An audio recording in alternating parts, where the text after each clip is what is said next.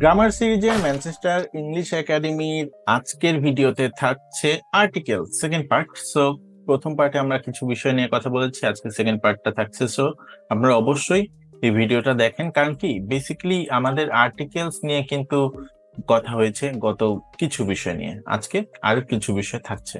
Article এত গুরুত্বপূর্ণ বিষয়, এটা আসলে আপনার ভুল করলে একটা জেনারিক ভুলের মধ্যে পড়ে যায়। সো আপনারা অবশ্যই এটা একটু ইন ডিটেলস দেখুন। প্রথমত আপনাকে ম্যানচেস্টার ইংলিশ একাডেমিতে স্বাগতম।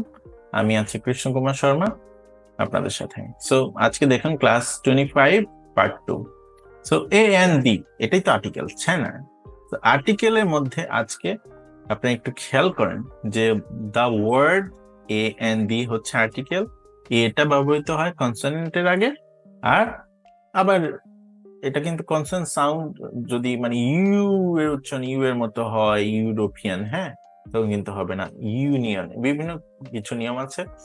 Use N starting with vowel sound, যেমন অনেস্ট। হ্যাঁ, এই অনেস্ট সাউন্ডটা কিন্তু আপনার এখানে অনেস্ট সাউন্ড হবে। সো এটা যদি আমরা আইপিএস দেখতে যাই তখন কিন্তু আপনার এরকম হবে।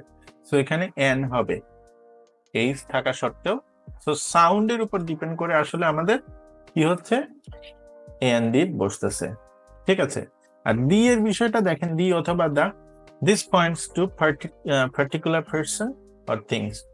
When we know which postman, we say the postman is coming. মানে নির্দিষ্ট কোনো পোস্টম্যান যদি আসে তখন আমরা বলবো the postman।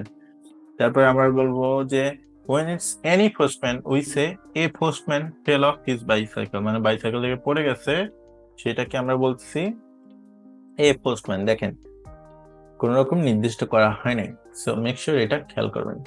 তো এখানে আরেকটা বিষয় খেয়াল করেন যে আমরা যখন এটা ব্যবহার করতেছি a before consonant, before vowel sounds, ঠিক আছে, সাউন্ডিং ওয়ার্ড কিন্তু। আর দা হচ্ছে আপনার কোনো কিছু নির্দিষ্ট করার ক্ষেত্রে আমরা এটা ব্যবহার করছি। সো খেয়াল করেন, এটা ফার্স্ট পার্সনের, আমরা এটা পার্সনের ক্ষেত্রে এটা আর কি। সো এরপরে আপনার একটা ছোট্ট দেখেন। সো সেটা হচ্ছে understanding grammar a and the, একটা সার্কেলের মধ্য থেকে। সো এখানে এ অর এন, এটা দি, আর এটা নো আর্টিকেল।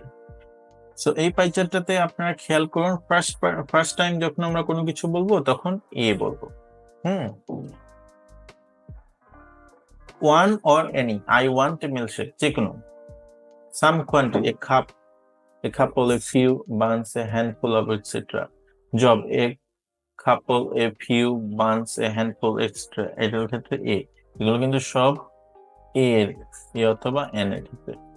তারপরে এক্সক্লামেশনের ক্ষেত্রে what a game, what a game, so এটা কিন্তু এই হচ্ছে।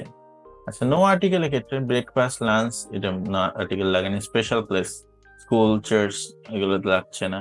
প্রপার নাউন যেমন John Smith, United States, London, New York, এগুলো লাগছে। Generalization, there is a cow in the road, no need. হ্যাঁ, সো এটার ক্ষেত্রে আপনার exclamation plural, what lovely eyes you have.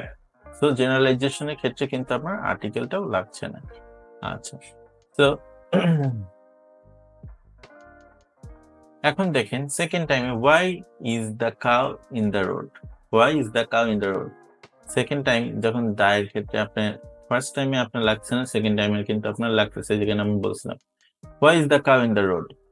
One or একটা যে কোনো কিছু, শুধুমাত্র অনলি ওয়ান হয়, দ্য গভর্নমেন্ট, দ্য পেন্টাগন, এগুলোর ক্ষেত্রে কিন্তু দা লাগবে, দা অথবা। রিভারেন্সিস, যে কোনো একটা রিভারেন্সি এর ক্ষেত্রে কিন্তু আপনার দা লাগে। সুপারলেটিভের ক্ষেত্রে অবশ্যই দা অথবা the. My mom cookies are the best. Inventions, যখন the light bulbs help us to see better at night, the light bulb. হ্যাঁ, এক্ষেত্রে কিন্তু আপনার ইনভেনশনের ক্ষেত্রে আপনার দা লাগতেছে, কারণ এটা নির্দিষ্ট। সো আমরা একটা বিষয় আপনার সহজেই বুঝে ফেললাম যে আর্টিকেল এ এন একটি বিষয়ে লাগে, আর দিটা হচ্ছে দি অথবা দা নির্দিষ্ট কোনো বিষয়ের ক্ষেত্রে লাগতেছে, তাই না? সেটা অবশ্যই মনে রাখবেন। অন্যান্য কোর্স সম্পর্কে জানার থাকলে আপনি আমাদের এই নম্বরে কল করতে পারেন। এবং আমাদের স্পোকেন থেকে আইএলটিএস সব ধরনের কোর্স রয়েছে, buy one get one program রয়েছে। So we help you to lets you speak fluently. So দেখা হচ্ছে নেক্সট ভিডিওতে। গ্রামার সেশন গুলো ছাড়াও কিন্তু অন্যান্য ভিডিও দেখতে পারেন, এর জন্য আমাদের এই বিভিন্ন লিঙ্কস গুলো ফলো করে রাখুন।